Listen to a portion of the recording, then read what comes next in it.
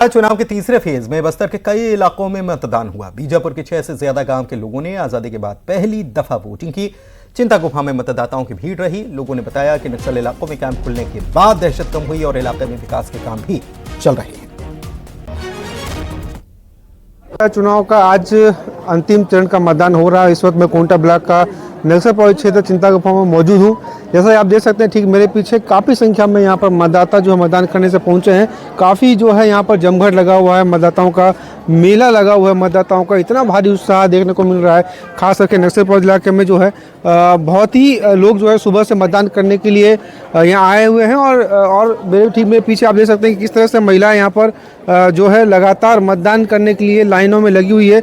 बताया जाता है कि सुबह से ये लोग आए हैं मतदान करने के लिए और अभी तक जो है मतदान करने के लिए यहाँ पर लोग लाइन लगे हुए हैं। ये बड़े केलवाड़, छोटे केलवाड़ जो कि नक्सल प्रभावित इलाका है, वहाँ से पहली बार यहाँ पर मतदान हो रहा है और कई लोग जो है पहली बार यहाँ पर मतदान करने के लिए आए हुए हैं। और कुछ लोग से हम बात करने की कोशिश करते हैं। क्या नाम है दादा आपका?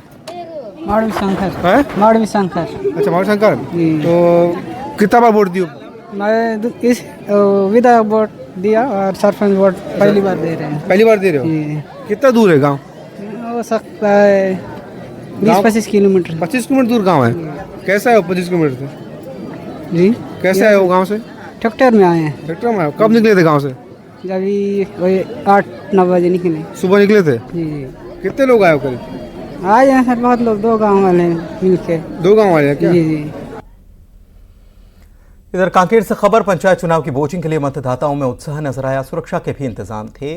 लंबी कतारें देखने को मिली। महिलाएं छोटे बच्चों को लेकर आईं और अपनी बारी का इंतजार करती दिखी। त्रिस्तरीय पंचायत चुनाव का अंतिम चरण का जो मतदान है वो शुरू है। आप देख सकते हैं कि ये जो उसेली का मतदान केंद्र है वहाँ पर किस तरीके से जो है जो मतदाता है उनकी भीड़ लगी हुई है। यहाँ पर 2 मतदान केंद्र बनाए गए हैं जहाँ पर लोग अपनी अपनी पारी का इंतजार कर रहे हैं। कुछ लोग जो है यहाँ पर बैठे हुए हैं, वो अपने पारी का इंतजार कर रहे हैं। साथ ही आप देख सकते हैं कि दूध मुहे बच्चों को लेकर जो है उनकी माताएं यहाँ पर मताधिकार का प्रयोग करने के लिए पहुंची हुई हैं और अपने अपने पारी का इंतजार कर रही हैं। और जो त्रिस्तरीय पंचायत चुनाव का ये जो तीसरा और अंतिम चरण है उसमें काफ़ी उत्साह मतदाताओं में देखने को मिल रहा है। सुरक्षा के भी पुख्ते इंतजाम यहाँ पर इसलिए किए गए हैं क्योंकि ये नक्सल प्रभावित क्षेत्रों में से आता है और नक्सल प्रभावित क्षेत्र होने की वजह से जो है जो आसपास के जो आश्रित ग्राम पंचायत हैं उनको भी यहाँ पर जो है मतदाताओं को जो है यहाँ पर उपस्थित कराया गया है। उनके लिए बूथ का इंतजाम किया गया है ताकि जो है सुरक्षा के बीच निर्भीक होकर जो है लोग यहां पर मतदान कर सकें। सीएम विष्णुदेव साय की बात करें तो सीएम विष्णुदेव साय ने भी अपने परिवार के साथ ग्राम बगिया में मतदान किया। न्यूज 18 से बातचीत में सीएम ने कहा कि नगरीय निकाय चुनाव की तरह पंचायत चुनाव में भी बीजेपी की ऐतिहासिक जीत होने वाली है।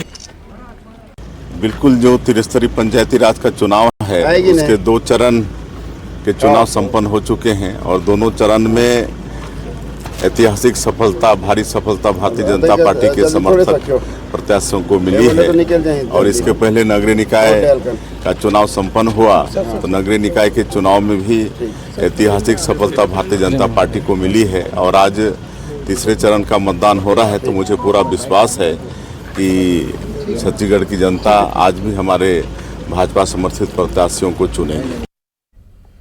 पंचायत चुनाव में तीसरे चरण के लिए और आखिरी चरण के लिए 50 ब्लॉक में वोटिंग हुई। इसके साथ ही पंचायत चुनाव का रण भी समाप्त हो गया।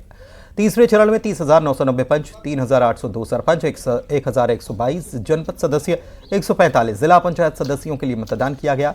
नक्सल प्रभावित कई इलाकों में वोटिंग। खूंखार नक्सली हड़मा के गांव पुवर्ती में सरपंच चुनने के लिए वोटिंग हुई। यहां पर आज से पहले कभी मतदान केंद्र नहीं बना था। दंतेवाड़ा के कुआं कोंडा में भी पंचायत चुनाव के लिए मतदान दिखा। बूथों पर मतदाताओं की लंबी कतार देखी गई।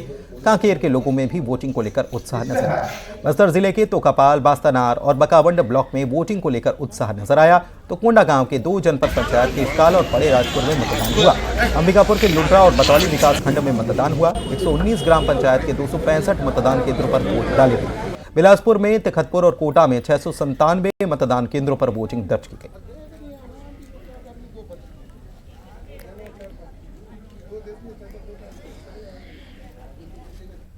बीजेपी ने पंचायत चुनाव में प्रचंड जीत का दावा किया। डिप्टी सीएम कह रहे हैं कि जनता ने सरकार की जनहित की कार्यशैली पर मुहर लगाई। हेल्थ मिनिस्टर ने भी कांग्रेस की जीत के दावे पर पलटवार किया और कहा कि जल्द ही दूध का दूध पानी का पानी होगा। मतों के साथ बहुत से प्रत्याशियों को नगरीय निकायों में भी और पंचायती राज में भी भाजपा के लोगों को विजयी बनाकर सरकार की कार्यशैली पर मुहर लगाया, सरकार की योजनाओं पर मुहर लगाया, अपनी संतुष्टि को जनता ने दर्शाया है। तो जो मेहनत करके ये विष्णुदेव जी की टीम काम कर रही थी, ये इस पर मुहर लगा है। देखिए, कांग्रेस तो आखिरी दिन तक भी नगरीय निकाय में भी कह रही थी, हम लोगों ने कहा था कि गिनती होने दीजिए, 10 के 10 नगर निगम जीते। अभी चूँकि सिंबल से नहीं है इसलिए वो कुछ भी कह सकते हैं, वो तो 100% कह सकते हैं, परंतु हकीकत मार्च के अमरजीत भगत ने कहा कि पंचायत चुनाव में तो कांग्रेस ने अच्छा प्रदर्शन किया है। वो कह रहे हैं कि बैलेट पेपर से चुनाव में कांग्रेस अच्छा प्रदर्शन करती है, ईवीएम से चुनाव में कांग्रेस पिछड़ती है। अमरजीत भगत ने कहा कि विधानसभा चुनाव बैलेट पेपर से होते तो कांग्रेस ही चुनाव जीती। आज जितने भी चुनाव पंचायत में हो रहे हैं वहाँ कांग्रेस का बहुत अच्छा प्रदर्शन है और मैंने कहा था कि जहाँ बैलेट से चुनाव होता है वहाँ कांग्रेस अच्छा प्रदर्शन करती है, अच्छा परफॉर्म करती है। वो बात सही निकल रहा है और जहाँ पर ईवीएम से होता है कांग्रेस पिछड़ती है।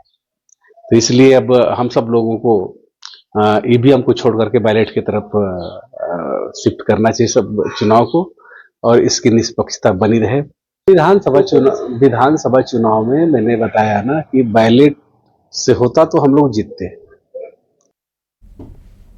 खबर कवर्धा से कांग्रेस ने पंचायत चुनाव में धांधली के आरोप लगाए और रैली निकाली, कलेक्टर कार्यालय का घेराव किया, नारेबाजी भी की और बीजेपी के कार्यकर्ताओं से इस दौरान उनका व्यवहार भी देखा।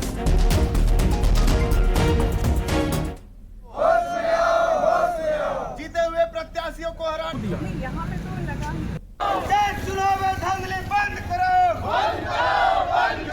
अभी तो ये लड़ाई है,